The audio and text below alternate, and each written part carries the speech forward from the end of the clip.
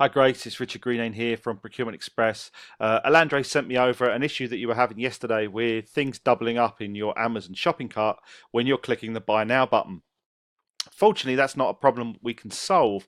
What happens is that if you're creating a purchase request and you're the one that's doing the buying, uh, you already have those items in the shopping cart when you click the Buy Now button.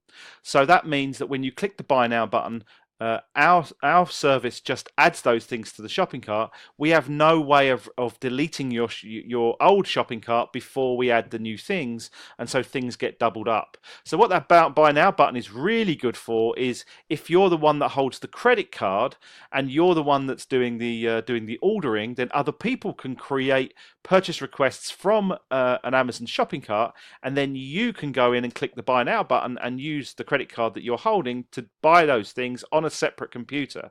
But if you're doing the purchase order creation and the purchasing at the same time, it's actually better for you just to go back into the Amazon shopping cart and buy what you need to buy. Or if you want to do one big shop, you can go through a couple of different purchase orders and you can click the Buy Now button to aggregate those orders together and order everything in the one go. So that's another thing you can do at the same time.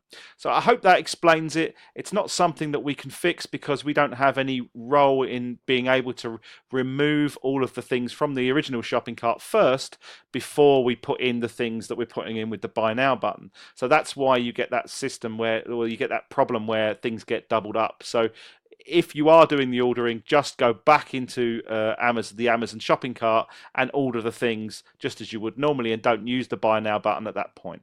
So I hope that makes sense. Let me know. If you've got any feedback, then be happy to hear it. Just one last thing: the Thermo Fisher, the Thermo Fisher pushcart extension should be released in the next couple of hours, and you should be able to download an update of it. I will send you an email as soon as I make sure that that's done and that's correct.